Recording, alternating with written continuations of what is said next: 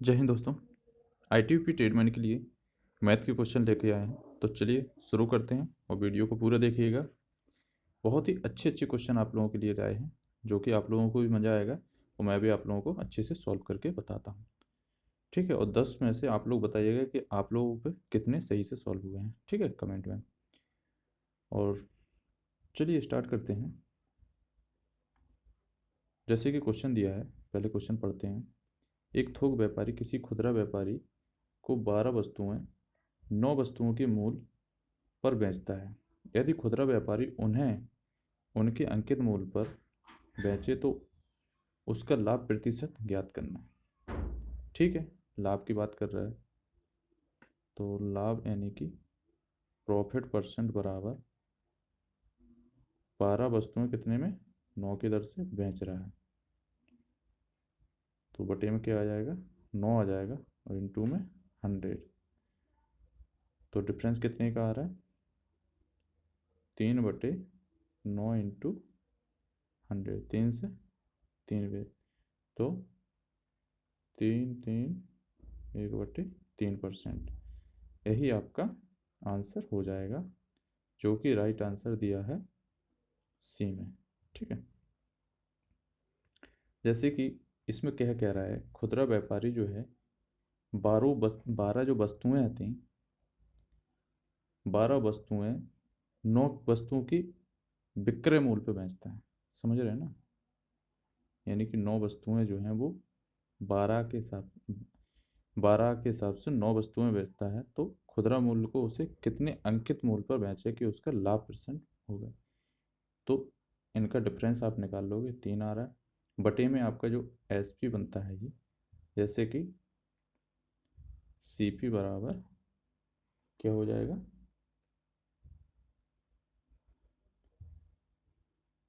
CP बराबर SP। CP कितना है 12 और इधर SP कितना है 9।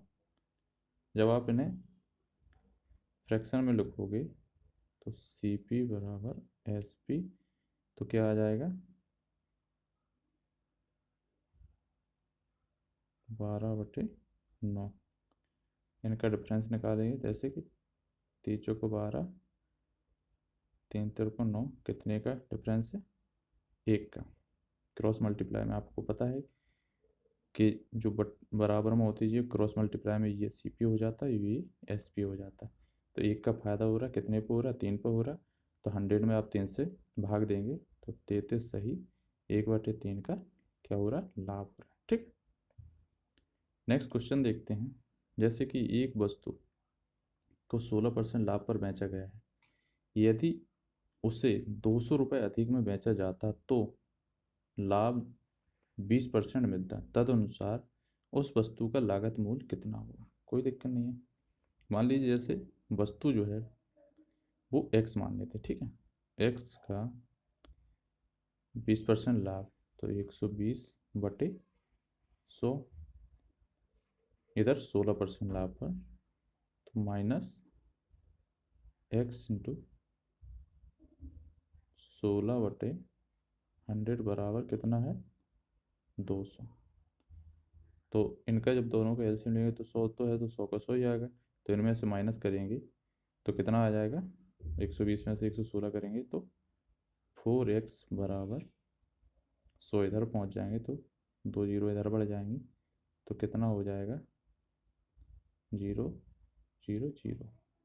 तो x की वैल्यू क्या बनेगी, x की जो वैल्यू बनेगी 4x बराबर कितना हो रहा है 0 0 0 0। तो x बराबर 4 5 20 0 0 0। तो ये आपका क्या पूछा गया है, मूल्य पूछा गया है। तो कितना मूल्य है 5000। तो आपका राइट आंसर क्या हो जाएगा ए हो जाएगा। एक फिर और समझ लीजिए, जैसे कि मान लेते हैं हम कि x कोई वैल्यू दी है, वैल्यू तो कंफर्म दी नहीं है, तो वैल्यू मान लेते हैं हम x। ठीक है, तो यहाँ एक वस्तु को 16% लाभ पर बेचा गया है, यदि उससे 200 रुपये अधिक में बेचा जाता तो 20% का लाभ होता। ठीक है, तदनुसार वस्तु का लागत मूल्य बताइए। आप डायरेक्ट भी निकाल सकते हैं पहला लाभ कितना है 16% और दूसरा लाभ 20%। इन दोनों का डिफरेंस कितना है 4 का। 4 बराबर कितना है 200। तो 4 पंचे 20। 100% की वैल्यू पूछी है, क्योंकि कोई भी माल जो होता है, कोई भी चीज़ होती है 100% पे निकालते, तो इसमें 100 का गुणा कर दोगे तो भी आपका 5000 आ जाएगा। ठीक है, तो राइट आंसर ये हो जाएगा। नेक्स्ट देखते हैं। जैसे क्वेश्चन दिया यदि एक दुकानदार 1600 में एक वस्तु बेचता है जो 2000 के रूप में चिन्हित है, यानी कि 2000 की है, वो 1600 में बेच रहा है। ठीक है, तो वह कितनी छूट की पेशकश करता है। तो आपको क्या निकालना है, छूट निकालना है। ठीक है, यानी कि कितने में बेच रहा है, अंकित मूल्य यानी कि मार्केट प्राइस। ठीक है, मार्केट प्राइस आपका कितना है 2000 रुपये। ठीक है, वस्तु का विक्रय मूल्य, विक्रय मूल्य मतलब एसपी, एसपी कितना है 1600 रुपये। तो छूट कितने की दे रहे हैं आप लोग, इससे में निकाल ही सकते हो डिफरेंस। कितने की दे रहा है 400 रुपये की। वो दर किस पे निकालते हैं, क्योंकि मार्केट प्राइस दिया है इतने में वो बेच रहा है, तो 2000 बटे में आ जाएगा इतना परसेंटेज है तो 100। 0 0 0 0 4 5 20, कैबियर कटेगा 20.100। तो कितना आ गया 20% की छूट पेशकश कर रहा है, तो इसका राइट आंसर हो गया बी। एक बार और समझ लीजिए। एक दुकानदार है 1600 में एक वस्तु को बेचता, बेचता मतलब होता है एसपी। ठीक है, मार्केट पर है विक्रय मूल्य। ठीक है, और जो 2000 रूप चिन्हित करता है, मतलब जैसे कोई प्रोजेक्ट आप खरीद रहे हो तो उस पर लिखा होता है मार्केट प्राइस, जो होता है कि जैसे 2000 रुपये कोई चीज़ है, उसको बेच रहा है वो 1600 रुपये में, तो डिफरेंस आप लोग निकाल सकते कितना आ रहा है 400 रुपये। अब आप परसेंटेज छूट निकालोगे तो छूट निकालो मार्केट प्राइस, मार्केट प्राइस आपका कितना है 2000 रुपये। परसेंटेज छूट के लिए 100 में गुणा करोगे, 0 0 0 0 4 5 6 20, 20.100, तो 20% की छूट दे रहा है। ठीक है, नेक्स्ट क्वेश्चन दिया है। क्वेश्चन दिया है एक व्यापारी, यदि एक व्यापारी सूची मूल्य पर 10% की छूट प्रदान करता है तो उससे 25% का नुकसान होता है। अगर 10% की छूट करता है तो उससे 25% का नुकसान होता है। अगर वह सूची मूल्य पर 20% की छूट पर माल बेचता है तो उसे कितने परसेंट का लाभ या हानि होगी। ठीक है, देखते हैं। जैसे कि 10% की छूट कर रहा है, माना सूची का मूल्य हम एक्स मान लेते हैं। ठीक है, 10% की छूट कर रहा है तो एक्स इंटू 90 बटे 100 हो जाएगा। ठीक है, अब आपको निकालना क्या, क्रय मूल्य पे। तो इधर क्या हो रहा है 25% का नुकसान होता है अगर वो इतना छूट देता है। ठीक है, तो हम सीपी निकालेंगे, क्रय मूल्य मतलब सीपी होता है। तो 90x बटे 100 इंटू 25% का नुकसान होता है, तो 100 बटे 75। ठीक है, तो 100 से 100 कट गया आपका, इधर कितना आ जाएगा 90x बटे 75। ठीक है, फिर क्या कह रहा है, आगे चल के जैसे आप यहाँ तक क्वेश्चन सॉल्व किए, फिर कह रहा है अगर सूची में 20% की छूट पर माल बेचता तो उसे लाभ या हानि होती। तो इतना आप लोग लिख लीजिए, पहले इतना लिख लीजिए, फिर आगे सॉल्व करते हैं इसी से। तो जैसे कि ये आ गया था आपका, पहली जो इक्वेशन आ गई थी वो आ गई थी 90x बटे 75। फिर 20% की जब छूट देगा तो कितना हो जाएगा, तो वो हो जाएगा 80x अपॉन 100। अब पूछ रहा है हानि परसेंट। ठीक है, तो लॉस परसेंट बराबर हो जाएगा 90x माइनस 80x अपॉन 100। इनका दोनों का एलसीएम लोगे आप तो कितना हो जाएगा 300 एलसीएम हो जाएगा, तो इसमें से इसको घटाएंगे तो 120x बटे 300। हानि परसेंट किस पे निकालोगे आप? तो हानि परसेंट निकालोगे आप पहले वाले मूल पे, ठीक है, इस पे। तो जैसे कि कितना आया था आपका, आया था 120x अपॉन 300। तो लॉस परसेंट हो जाएगा, किस पे निकालोगे? 90/75 पे। तो 90x/75 इंटू 100% पे, क्योंकि आपको क्या निकालना है? लॉस निकालना है, ठीक है। तो इनका इनका गुणा हो जाएगा और इनका इनका हो जाएगा। तो जैसे कि 120 इंटू 75/300 बटे 90। जीरो से जीरो कट गया, उसके बाद 3 से काटोगे तो 3 एकम 3 हो जाएगा, 3 चौको 12 हो जाएगा।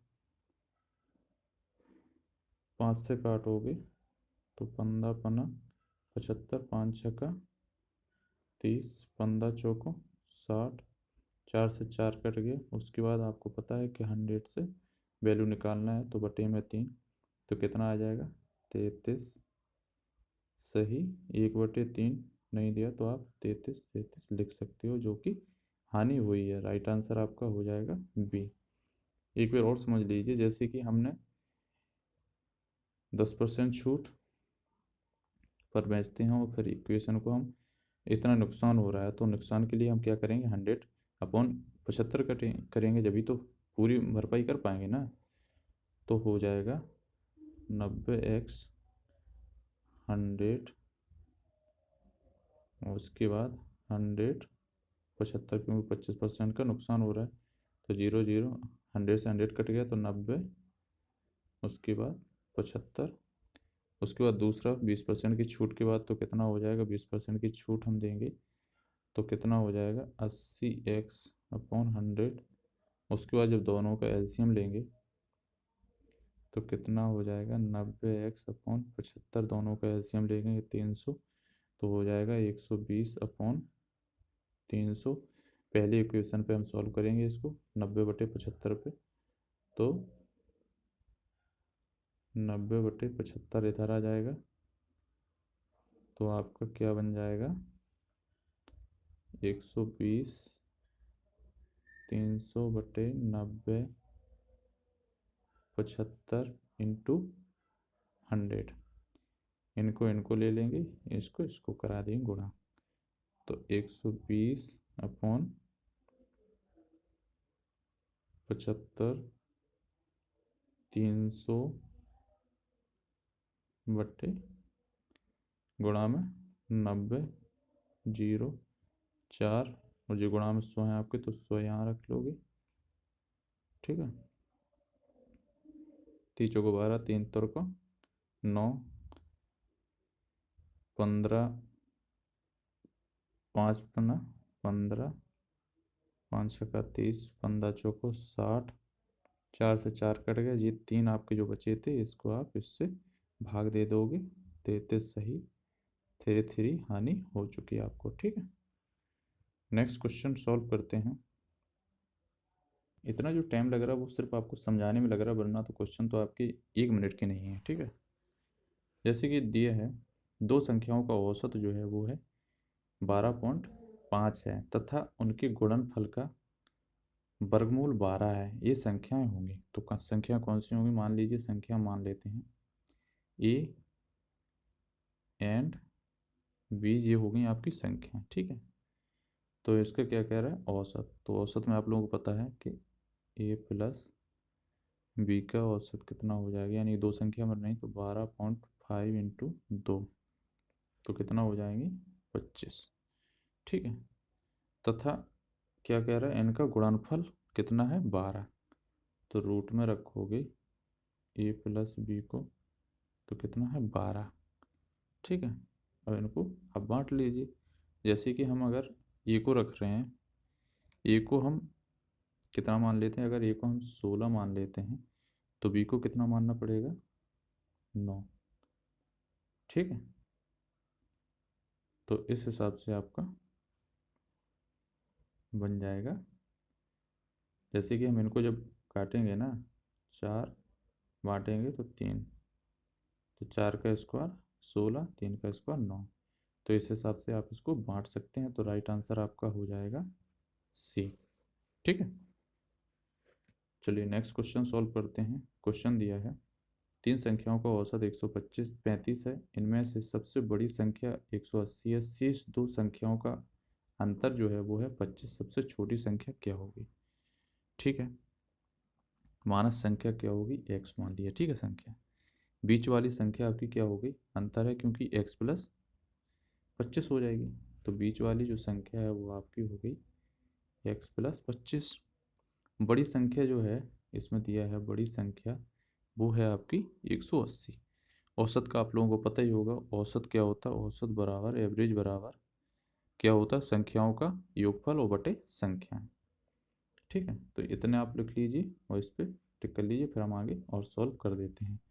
तो जैसे कि दिया है 135 संख्याओं का औसत है। ठीक है, बराबर x हमने संख्या मानी प्लस x प्लस 25 प्लस बड़ी संख्या है, तो 180 बटे कितनी संख्याएं आपकी, 3। ठीक है, तो हम जब 3 का इसमें गुणा करेंगे, इनका गुणा हो जाएगा क्योंकि क्रॉस में, तो कितना हो जाएगा 405 बराबर इधर क्या हो जाएगा, तो x का गुणा होगा तो क्या हो जाएगा 2x प्लस 205।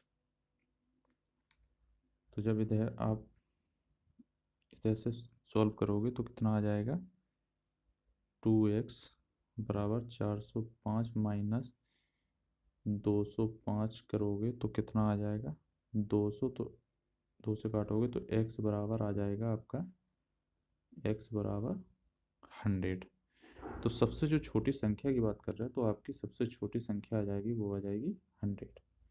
ठीक है, एक बार और समझ लीजिए, तीन संख्याओं का औसत, तो औसत आपको पता ही होगा, औसत बराबर होता है संख्याओं का योगफल बटे संख्याएं। ठीक है, तो तीन संख्याओं की बात कर रहा है तो 135 जो है वो आपका औसत है। औसत आपको पता है, औसत बराबर संख्याओं का योगफल। संख्याओं का योगफल आपको संख्या आपने मानी है x, तो x प्लस 25 क्योंकि 25 का अंतर है। ठीक है, प्लस 180।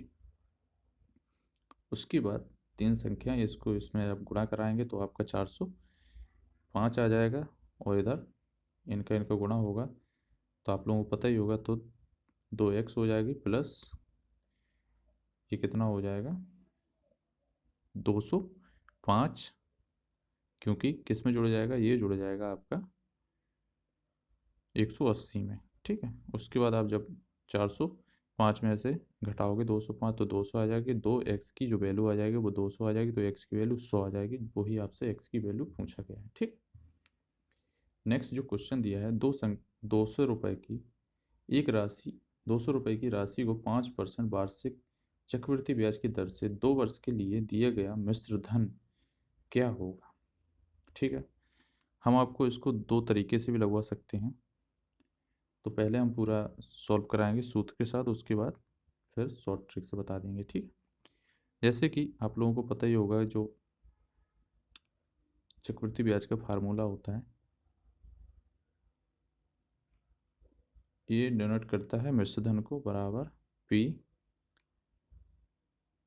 Plus R upon 100। ये तो सभी लोगों को पता ही होगा कि जो चक्रवृद्धि ब्याज का जो फार्मूला होता है ये होता है। ठीक है, अब सॉल्व करते हैं।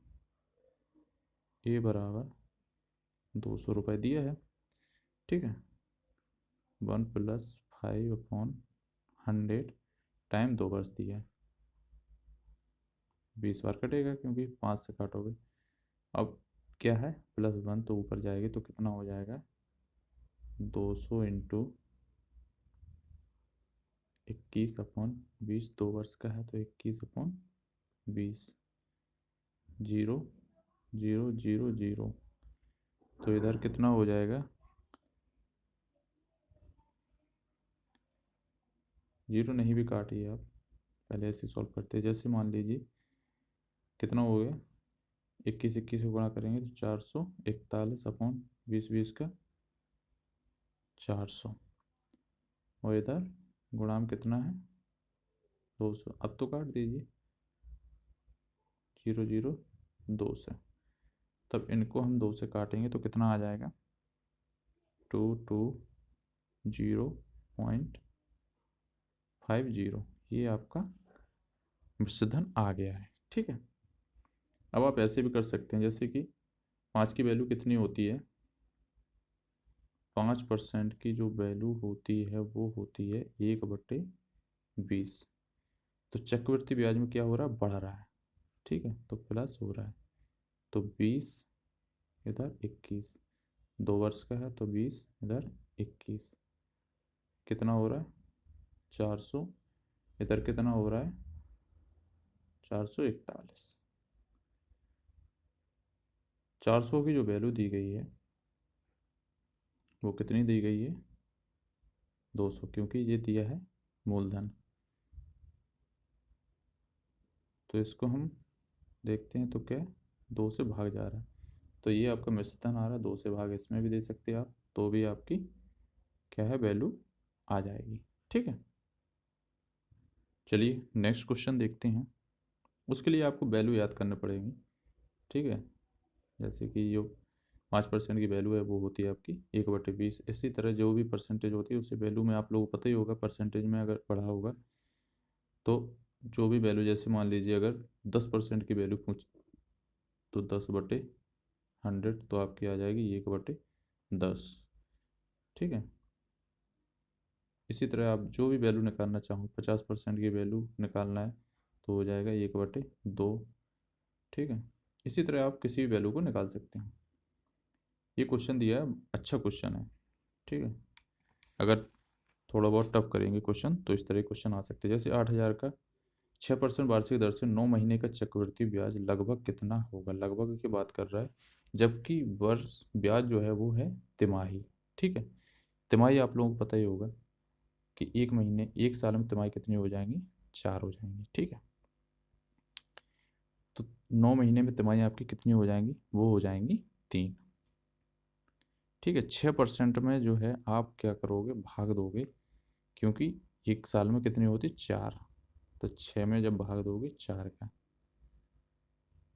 तो 3/2, फिर 2 से काटोगे तो 1, कितना बचा है 1 में जब भाग दोगे तो 0.5, इतना आपको क्या मिल रहा है, ब्याज मिल रहा है। अब इसको हम सॉल्व कराते हैं, देखो फ्रैक्शन मेथड से। ठीक है, इसको अगर आप सूत्रों में भी रखोगे तो सूत्र में बहुत लॉन्ग हो जाएगा, तो इसको हम ऐसे सॉल्व कराते हैं। ऐसे क्वेश्चन में आपको फ्रैक्शन में बहुत अच्छे से सॉल्व हो जाते हैं। तो चलिए देखते हैं, जैसे कि आपका कितना आया था 1.5 को, इसको हम फ्रैक्शन में बदलेंगे तो परसेंटेज में इसको पॉइंट को हटाएंगे तो 1 0 और बढ़ जाएगी। 5 3 15, 5 दूनी 10, तो 2 से वो इधर बढ़ाओगे तो कितना हो जाएगा 203। तो और कितनी तिमाही बन रही, तो ये बन रही है आपकी 3, क्योंकि 9 महीने में 3 तिमाही बन जाएंगी। 0 0 0 3 0 0 0 3, इनका हम मल्टीप्लाई करेंगे तो कितना हो जाएगा, तो ये हो जाएगा 2 दूनी 4 दूनी 8, 8 हो जाएगा, 2 0 2 0 2 0, तो कितनी जीरो हो गई, ये हो गई आपकी 6 0। अब आपका मूलधन दिया कितना है, मूलधन दिया है आपका 8,000। ठीक है, तो इसको हम जब घटाएंगे, इसमें जब हम भाग देंगे तो कितना हो जाएगा, तो ये जा रहा है। अब इसके बाद हम इसको गुणा कर लेते हैं, इसको जब हम गुणा करेंगे तो कितना बनेगा, ये बनेगा आपका हम इसको गुना जब करेंगे तीनों को तो कितना बन जाएगा, ये बनेगा आपका 8 3 6 5 4 2 7। उसके बाद जब हम माइनस करेंगे इतना इसमें से, क्योंकि ये टोटल बन रहा है, अमाउंट बन रहा है आपका, ये जो है वो आपका बन रहा है मिश्र धन, ठीक है। तो हम इसमें से अब मूलधन जब घटाएंगे तो आपका कितना बचेगा, इसमें से जब हम इसको घटाएंगे तो बचेगा आपका 3 6 5 4 2 7। 8,000 में 3 जीरो है, इसमें जो 3 जीरो हैं इसको हटा के 3 जीरो से हम भाग देंगे इसमें, तो 3 यहाँ पर पॉइंट आ जाएगा, ठीक है। जब 1,000 से भाग देंगे तो यहाँ पर पॉइंट आया, तो ये आपका लगभग बन जाएगा 365.427%। तो आपका राइट आंसर कहाँ आ जाएगा, ये आ जाएगा ए, ठीक है। समझ में आ गया। जैसे कि हम इसको 6% को हम 4 भागों में बांटेंगे, क्योंकि एक साल में जो तिमाही होती है वो होती 4। जैसे कि 12 में तिमाही कितनी होगी, 30 चौको सॉरी 4 दिया 12, क्योंकि 12 में जब तिमाही देखोगे तो क्या निकलेंगी, 4 तिमाही निकलेंगी, ठीक है। तो 9 महीने में कितनी हो गई आपकी, 3 तिमाही हो गई। तो इसी तरह हम परसेंटेज जो ब्याज मिल रहा है उसे भी तो हम बदलेंगे ना, तभी तो निकाल पाएंगे महीने के साथ। तो 6% में हम 4 के भाग देंगे तो आ जाएगा 1.5 आपका परसेंटेज आएगा, जो कि एक तिमाही का, ठीक है। इसी तरह से आप निकाल सकते हैं। चलिए नेक्स्ट क्वेश्चन दिया है, इसको सॉल्व करते हैं। जैसे दिया है एक आयत की चौड़ाई 8 सेंटीमीटर तथा उसके विकर्ण की माप 17 सेंटीमीटर, तो आयत का क्षेत्रफल ज्ञात करिए। कोई दिक्कत नहीं है, आयत की लंबाई आपको निकालना है, तो आयत की लंबाई बराबर रूट में देंगे विकर्ण स्क्वायर माइनस चौड़ाई स्क्वायर, तो कितना आ जाएगा 17 रूट में 17 स्क्वायर माइनस 8 का स्क्वायर कितना हो जाएगा, 17 का स्क्वायर होता है 289 और 8 का स्क्वायर 64, तो माइनस करोगे तो कितना आ जाएगा रूट में 225, जो कि बन रहा है कितने का, 15 का स्क्वायर। तो अब आयत का क्षेत्रफल आपको पता ही होगा, आयत का क्षेत्रफल बराबर होता है लंबाई गुणे बेस। तो लंबाई आप बेस आपका क्या न करके आ गया 15, लंबाई आपको पता ही है 8 है, तो कितना हो जाएगा, चौड़ाई आपको पता है 8 है, ठीक है। तो 15 अट्ठे 120 वर्ग सेंटीमीटर, यही आपसे पूछा गया, तो राइट आंसर कहाँ हो जाएगा, ये हो जाएगा, ठीक है। नेक्स्ट क्वेश्चन दिया है, 60 क्वेश्चन दिया है। एक वर्ग की अंत त्रिज्या और परित्रिज्या का अनुपात कितना होगा, ठीक है। तो अंत त्रिज्या की बात की जाए, जैसे कि त्रिज्या वर्ग की जो भुजा होते हैं उसके आधे के बराबर होती है, ठीक है। और परित्रिज्या की वर्ग की बात की जाए तो वो भी आधे के बराबर होती है। तो वर्ग की भुजा मान लेते हैं ए है, तो अंत त्रिज्या अनुपात परित्रिज्या, तो ए बटे क्या हो जाएगा, 2 हो जाएगा, अनुपात में ए √2 बटे 2, तो क्या हो जाएगा 1 पॉइंट अनुपात √2। यही आपसे पूछा गया, तो किस में हो जाएगा, तो राइट आंसर हो जाएगा डी में। सो दोस्तों ये थी मैथ के क्वेश्चन। आई होप वीडियो पसंद आए तो प्लीज़ लाइक करें, चैनल पर नए हैं तो प्लीज़ चैनल को सब्सक्राइब कर लीजिए। इसी तरह के आपके क्वेश्चन लाते रहेंगे। जय हिंद दोस्तों।